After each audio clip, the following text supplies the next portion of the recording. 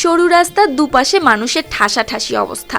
ঢাকের তালে, শীষ আর চিৎকারের ভেতরেই আচমকা শুরু হয় দৌড় প্রতিযোগিতা। ভিড় ঠেলে ছুটে আসে শক্তপোক্ত একটি ষাঁড়। সেটির পায়ের আঘাতে কেঁপে ওঠে পুরো রাস্তা।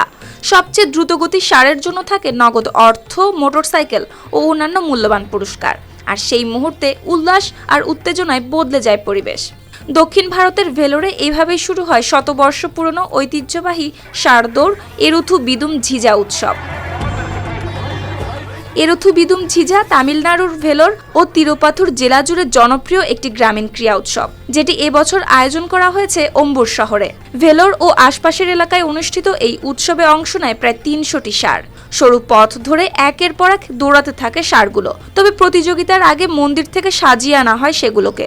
কেউ লাগাম ঠিক করে, কেউ পথ পরিষ্কার করে, আবার কেউ দৌড়ের জন্য শেষ মুহূর্তের প্রস্তুতি নেয়। প্রতিটি ষাঁড়ের সঙ্গে মালিক ও প্রশিক্ষকদের ছোটখাটো ইশারাগুলোও যেন আলাদা করে চোখে পড়ে। மாடு வந்து ரீடிங் ஒரு 100 மீட்டர் ஓடுதுன்னா அந்த 100 மீட்டர்ல ஒரு 100 மாடு இருக்குன்னா 100 மாட்டுல எந்த மாடு ஓடுதோ அந்த மாடு வந்து ஃபர்ஸ்ட்ல எது ஓடுதோ அந்த மாட்டுக்கு ষাঁড় প্রশিক্ষক কাভিয়ার হাসান নিয়ম ব্যাখ্যা করে বলেন, নির্দিষ্ট সোজা পথে 100 মিটার দৌড়াতে হয়।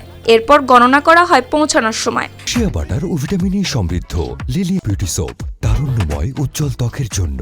রিমার্ক, যে ষাঁড় সবচেয়ে কম সময় দূরত্ব পেরোয় সেটিকেই ঘোষণা করা হয় বিজয়ী। আর এই দৌড়ে কোনো আরোহী থাকে না, তবে শুধুমাত্র গতি ও শক্তি পরীক্ষা করা হয় ষাঁড়ের। আর মজার বিষয় হলো, এই গতি তৈরি হয় একদিনে নয়, বরং দীর্ঘ প্রশিক্ষণে। কাভিয়ার হাসানের ভাষায়, ষাঁড়গুলোকে নিয়মিত খাওয়ানো হয় পেস্তা ও বাদাম। প্রতি সপ্তাহে সাঁতার কাটানো, হাঁটা ও দৌড়ের অনুশীলন চলে নিয়ম মেনে।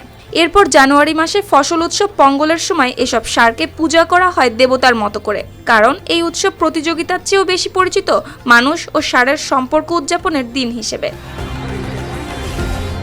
ষাঁড় মালিক আন্নাদুরাই জানান, এই দিনটির পেছনে আছে বড় বিনিয়োগ। খাবার ও যত্নে প্রতি মাসে খরচ হয় প্রায় 1 লাখ টাকা পর্যন্ত।